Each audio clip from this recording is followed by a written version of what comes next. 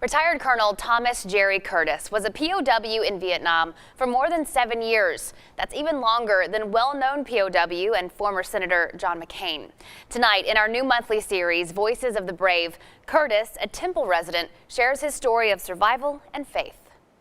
Inside his Temple home, retired Colonel Thomas Jerry Curtis is surrounded by memories of his past.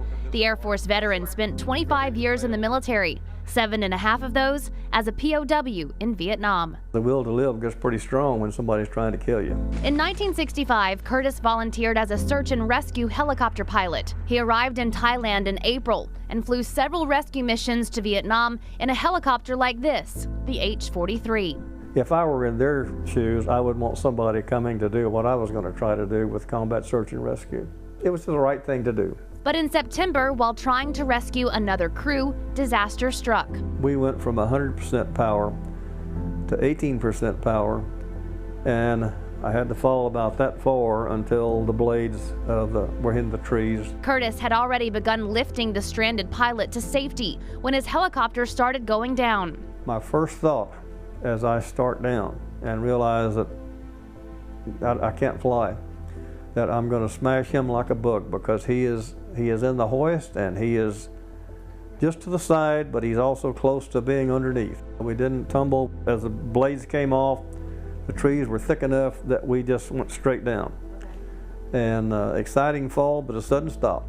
Curtis and the remaining crew members tried to hide and wait behind a fallen tree for their own rescue. That's where we're going to try to wait until dark, or until this other helicopter came. But instead, they were captured by the Vietnamese. Scared, bewildered, can't believe this is happening. For days, they walked and were paraded in front of Vietnamese in villages throughout the countryside. And sometimes they would reach down and pick up what they could find on the ground and throw it at us, and sometimes they would rush in and try to hit. When they finally got to their first prison, known by American forces as the Hanoi Hilton, Curtis says a code on the wall gave him hope and a way to communicate. Any way you could make noise, you could communicate. It was a lifesaver. When another POW asked him how long he thought they'd be there, Curtis tried to think realistically.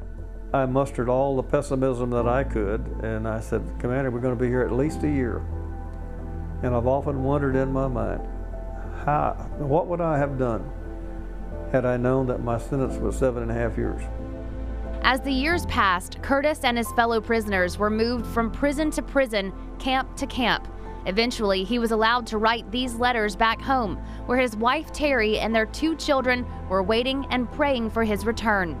Curtis says it was memories of his family, his love of country, and most importantly, trust in God that kept him going. I was a Christian before I got there, so that was a source of strength. They could kill me, they could keep me in that hole, they could beat me, they could starve me, but I knew the rest of the story, and so I took a lot of comfort in knowing my ultimate destination.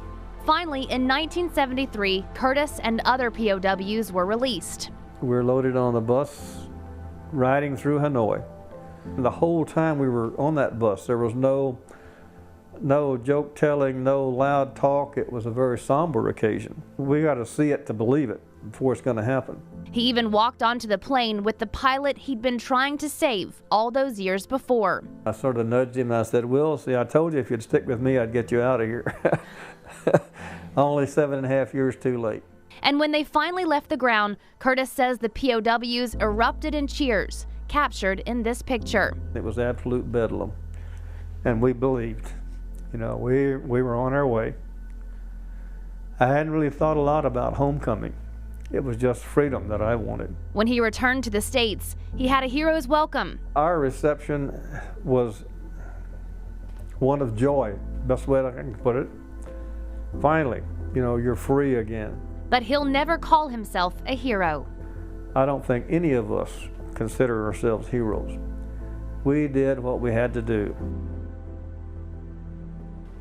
Now, Curtis started writing down his story for family and friends, and thanks to a ghostwriter, you can now read it in this book. Under the Cover of Light is a nod to Curtis's faith.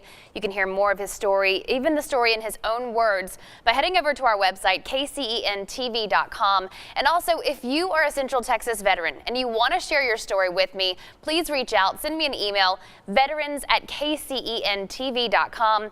Voices of the Brave will air every Thursday, third Thursday of the month.